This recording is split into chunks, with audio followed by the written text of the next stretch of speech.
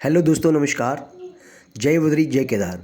दोस्तों, आज मैं आपको अपने गांव मलारी, जो कि जोशीमठ से लगभग 65 किलोमीटर की दूरी पर स्थित चीन तिब्बत सीमा पर बसा बहुत सुंदर सा प्यारा गांव है।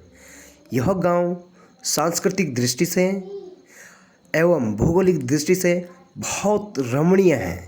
यहाँ पर तमाम प्रकार के अनेक प्रकार के देवी देवताओं के पूजा के साथ साथ यहाँ पर कई प्रकार के पर्व, त्योहार, तमाम प्रकार के जो भी वहाँ पे फेस्टिवल होते हैं वो मनाए जाते हैं। दोस्तों, मैं आज मलारी गांव में बात कर रहा हूँ। गुंखर नाम सुन करके आपको लगता है कि ये कौन सा फेस्टिवल है या त्यौहार है। दोस्तों, ये त्यौहार लगभग आपको मैं बता दूं कि भाद्रपद या भादो महीने के ठीक 20 गते को यह त्यौहार या ये पर्व मनाया जाता है। ये पर्व इसलिए मनाया जाता है क्योंकि जब हमारे गांव में जो हमारे खेत हैं, तूली है या सेरा है, जिसको जिस नाम से भी हम लोग जान सकते हैं, है ना। खेत का जो हम लोग खेती करते हैं उसमें जब अनाज पक जाते हैं, लगभग 20 गते के आसपास अनाज पक जाते हैं, उससे पहले किसी भी व्यक्ति को, परिवार को वहाँ पर फसल काटने की अनुमति नहीं होती है। और ठीक जिस दिन 20 गति होती हैं उसके बाद सभी लोग, जिन लोगों के फसल पक जाते हैं, वो लोग फसल काट सकते हैं। तो साथ में गुंखर जो एक वहाँ पे दानी देवता होता है, उसके बारे में भी आपको अवगत कराऊंगा। ये आप देख रहे होंगे ठीक गांव की कई महिलाएं जो उनके हाथ में आप देख रहे होंगे कि भगवान के लिए जो पूजा करने के लिए जो प्रसाद होता है उसको हम लोग सिल्दू कहते हैं। सिल्दू जो कि हमारे इसी खेतों में खेत के एक मुख्य फसल है, जिसको हम फाफर नाम से जाना जाते हैं या फाफर नाम से जानते हैं। तो फाफर आपने अलग अलग क्षेत्रों में सुना होगा। इसको कुट्टा का भी आटा कहते हैं, जो कि हम नवरात्रि के दिन में संभवतः फल के साथ इसका इस्तेमाल कर सकते हैं। अगर हम लोग व्रत रखेंगे तो उसके बाद हम लोग अगर इसका सेवन करेंगे तो वो जूठा नहीं माना जाता।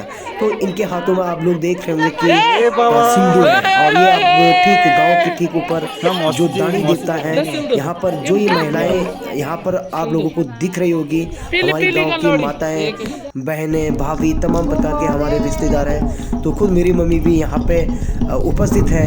तो ये महिलाएं वो महिलाएं हैं जिनके, ये ठीक मेरी मम्मी के हाथ में आप देख रहे होंगे अगरबत्ती, और अब मेरी मम्मी खुद पूजा कर रही है दानी देवता का। तो दानी देवता का पूजा वो लोग करते हैं। वैसे सभी गांव के लोग इसको मिलजुल करके इसका पूजा करते हैं, किंतु अधिकांश वे लोग आते हैं जिन लोगों के घर में क्या होता है कि गाय की बछड़ी रहती है, अर्थात गाय ब्याई रहती है, जिनके घर में दूध रहता है। वो लोग ये भगवान जी से प्रार्थना करते हैं कि हे माता, हे वन देवी, हे दानी देवी, देवी देवताओं, पंच देवताओं, आपसे हम विनती करते हैं, प्रार्थना करते हैं कि आप हमारे जय हो दानी देवता की जय हो। बछड़ी, अभी हम दानी देवता के यहाँ पे पहुँच चुके हैं। प्रकार पर आप हमारे ऊपर आशीर्वाद रखें। हमारे गाय बछड़ी जो भी हमारे जानवर होते हैं, पालतू पशु होते हैं, उन पर अपनी कृपा बनाए रखें।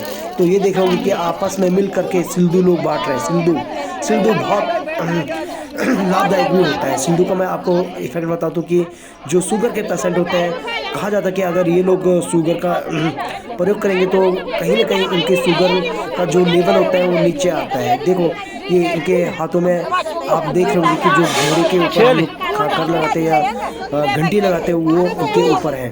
तो पहले हमारे गांव में जब प्राइमरी स्कूल था तो उस समय हम लोग बच्चे थे, छोटे छोटे बच्चे थे, तो ये खाकर पहन करके हम लोग खेत के चारों ओर घूमते थे। खेत की रक्षा करने के लिए हम लोग भगवान से विनती करते थे कि जो हमारा खेत का फसल है उस फसल की आप रखवाली करें।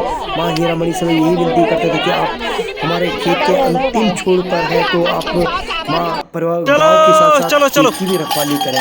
और इस प्रकार से महिलाएं, जिन लोगों के घरों में गाय ब्याई है, जिनके घर में दूध होता है, वो लोग यहाँ पर आकर के अपने जो दानी देवता हैं, तो दानी देवता से यही प्रार्थना करते हैं कि आप हमारे संपूर्ण परिवार की रक्षा करें।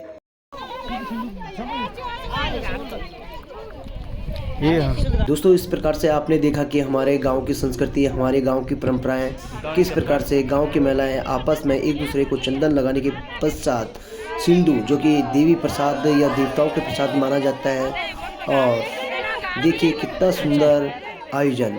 दोस्तों आज का आयोजन मेरा यहीं पे समाप्त होता है, और हम मिलेंगे आपको जल्दी इसी प्रकार की संस्कृति, इसी प्रकार की परंपराओं के साथ। तब तक के लिए बाय बाय, फिर मिलेंगे।